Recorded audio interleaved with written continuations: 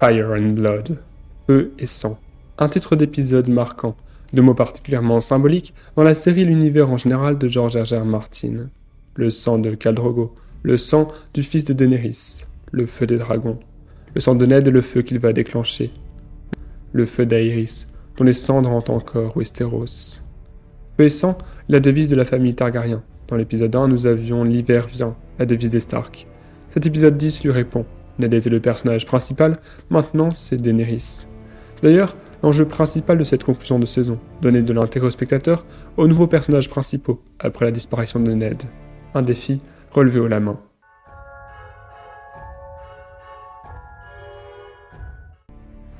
La première image nous montre la lame ensanglantée d'Ilyn Payne, avec le bruit distant de la foule, histoire de bien confirmer que la mort de Ned Stark a bel et bien eu lieu, et d'ouvrir une ère meurtrière à Westeros où de nombreuses têtes tomberont encore. Arya est emmenée par Yoren et Sansa s'évanouit. Nous plongeons dans un nouveau rêve de Bran, le troisième avec la corneille. Il raconte ce rêve en même temps qu'on le voit. Il a vu Ned dans la crypte, avec les morts. Le jeune Stark dispose déjà d'une forme de préscience magique. Il descend dans la crypte avec Osha, ce qui permet de rappeler en quelques phrases l'histoire de la famille Stark. Rickon s'y trouve déjà. Il a eu la même vision que son frère.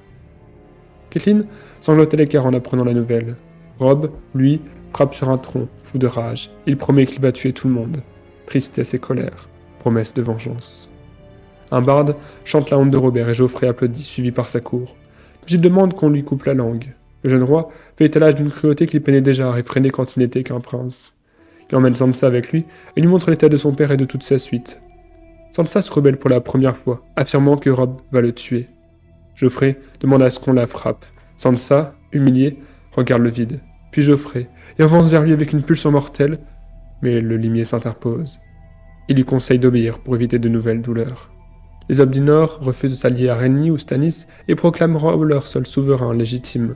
On voit que parmi eux se tient une seule femme, c'est Maege Mormont, la mère de Lyanna Mormont, un personnage important des futures saisons. L'indépendance du Nord est déclarée une première fois lors d'une scène mémorable qui aura de nombreux parallèles dans la suite de la série. Théon donne aussi son épée, affirme à Robb qu'il sera son frère, qu'il le restera toujours. Cette scène établit le nouveau chef des Stark comme un des personnages principaux de la série. Cela n'est pas surprenant car elle semble parfaitement l'archétype traditionnel d'un héros de fantasy. Catelyn rend visite à Jaime. Le Lannister fanfaronne, elle le frappe. Il dit notamment que l'habit de veuve lui va bien. Un miroir a une réplique de Ned dans l'épisode 5, qui dit que l'habit de veuve n'irait pas à sa femme.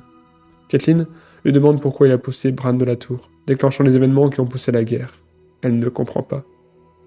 Au conseil des Lannister, c'est la catastrophe. On évoque une possible paix, mais la mort de Ned la rend impossible. Les deux frères Baratheon ont eux aussi levé leurs armées. Tywin fait en sorte de rester seul avec Tyrion. Il lui dit que ses hommes vont se replier à Harrenhal et l'envoie à Port-Réal pour régner en tant que main du roi à sa place. Pour la première et peut-être la dernière fois de la série, il fait le choix intelligent de faire confiance à son fils. On sent combien Tyrion est touché d'obtenir cette reconnaissance. Chez les Dothraki, une nuit s'est écoulée depuis la cérémonie de Mirri Maz-Dur. Daenerys apprend la mort de son fils. La sorcière n'a ramené Khal Drogo qu'à un état de demi-vie. La Khaleesi a tout perdu. Sa pitié pour la sorcière a eu des conséquences catastrophiques. Tyrion décide d'amener Shae à Port-Réal. Il désobéit à Tywin, un choix lourd de conséquences pour la suite de son arc de personnage. Au mur, Jon veut déserter. Il renverse Sam pour partir à cheval. Caméra le poursuivent à travers bois. Jon se retourne en entendant Sam tomber, puis cède lorsque ses amis récitent leurs vœux. Daenerys décide d'étouffer Khal Drogo, toujours amorphe. En larmes, elle perd son mari, son ancien agresseur devenu le porteur de ses ambitions. Maître Pycelle parle de ses années de service à Port-Réal à une prostituée. Il pense que Geoffrey sera un grand roi. Varys et Peter discutent à nouveau dans la salle du trône. Cela semble être la suite de leur discussion de l'épisode 5. On voit Peter le regarder avec la même fascination, et Varys deviner son ambition. Après les menaces du premier échange, ils disent cette fois se vouer une admiration mutuelle. Un miroir est dessiné entre eux par la mise en scène. Yoren dit à Arya qu'elle sera désormais Harry, un garçon. La question du genre est une nouvelle fois soulevée dans son arc de personnage. Ce qu'elle espérait lui est donné de la pire des manières. Le garçon s'en prenne à Arya, qui les menace de son épée, et est défendue par Gendry. Elle part vers le nord, vers le mur. Gendry, quant à lui, ne comprend pas pourquoi on l'envoie loin de Port-Réal, mais c'est parce que son maître sait qu'il est en danger après la mort de Robert. Jeor dit à Jon qu'il sait tout de son escapade. Il lui apprend que les sauvageons s'unissent, désertant leur village, que des cadavres laissés par des marchands blancs ont été découverts. Jeor dit qu'il part en expédition dès le lendemain au-delà du mur. Il appelle Jon Lord Snow. Petite référence à l'épisode 3. Dans la scène suivante, les hommes de la garde de nuit passent sous le passage en dessous du mur, comme l'ont fait Will et ses compagnons dans le prologue. Ils vont se confronter au nord, à l'inconnu et à la menace. Daenerys met les œufs de dragon dans le brasier de Khal Drogo, contre le conseil de Jorah de les vendre. Jorah lui dit de ne pas brûler avec son mari, on voit qu'il l'aime. Elle libère les esclaves, se dit Daenerys de la maison Targaryen et demande à ce que Mirri Maz dure.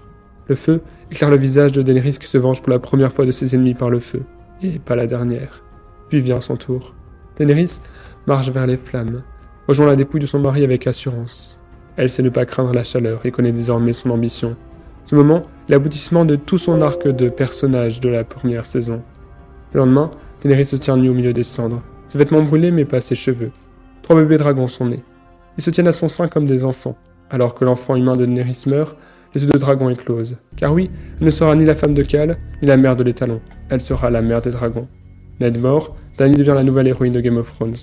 Son histoire n'était pas secondaire au jeu des trônes et à la guerre entre Stark et Lannister. Elle la supplante. Les règles du jeu changent. La prétendante s'est mise dans la guerre des rois.